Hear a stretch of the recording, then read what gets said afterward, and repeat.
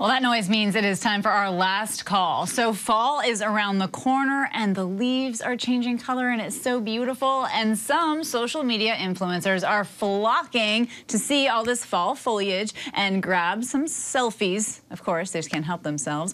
But they're causing a major headache for some residents of these destinations. In fact, some people in Vermont are taking steps to control the chaos. They're putting up signs reminding tourists to stay off their private property.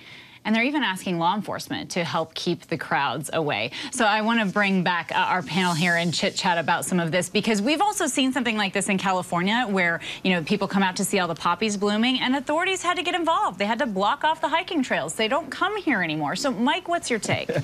Kata, who doesn't want to have a pumpkin spice latte and go like pumpkin patching, apple picking? I actually understand where some of these residents are coming from. Social media, TikTok and Instagram have done a wonder for incredible popular travel destinations. It's actually made them too popular to the point now where actually travelers are looking to go to undiscovered places. There was this great article that came out, Kana, recently that suggested that millennials now are actually looking to go to places like Mongolia just because it hasn't really been photographed yet. Even myself, I'm actually looking to go off the beaten path because I want to discover cities, places, and countries. I feel like when you're on Instagram and TikTok now, I feel like I've already traveled there, even if I haven't been. And off the beaten path is one thing, but John, it's totally different if they're going onto somebody's private property. So what's your take on residents asking, their city leaders to actually ban tourists for the weeks that the fall foliage is the best? Well, two things I would say. First of all, those towns should be thankful they're not a town like Chernobyl, and that have the beauty and a beautiful place to be. And second of all, charge your premium for your maple syrup and make a party out of it. Turn it into a positive. That's what I say.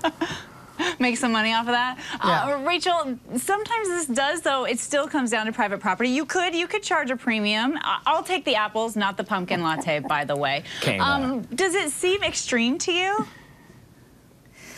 I mean, look, I thought these folks on Instagram were trying to attract attention from neighboring New Hampshire, which is getting all the spotlight right now given the 2024 campaign trail. But no, I mean, you kind of understand it. I mean, look, here in Washington, we have the cherry blossoms, and I know that I like to go see them, but it's always a big tourist trap, a lot of people everywhere. But look, there are benefits and downsides to having something beautiful that really attracts people in. On the one hand, you get tourism in, that helps the local economy. On the other hand, maybe you actually want a chance to peacefully walk through the cherry blossoms yourself, and guess what? I'm not ever going to get that, so.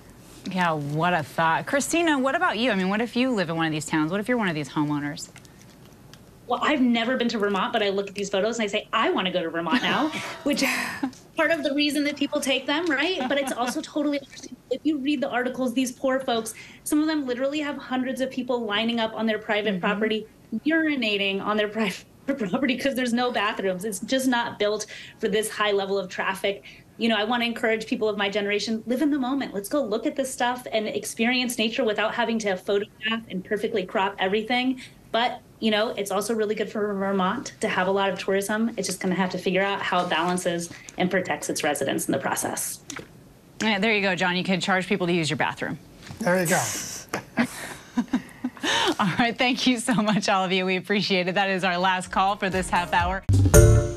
Hi, everyone. George Stephanopoulos here. Thanks for checking out the ABC News YouTube channel. If you'd like to get more videos, show highlights, and watch live event coverage, click on the right over here to subscribe to our channel. And don't forget to download the ABC News app for breaking news alerts. Thanks for watching.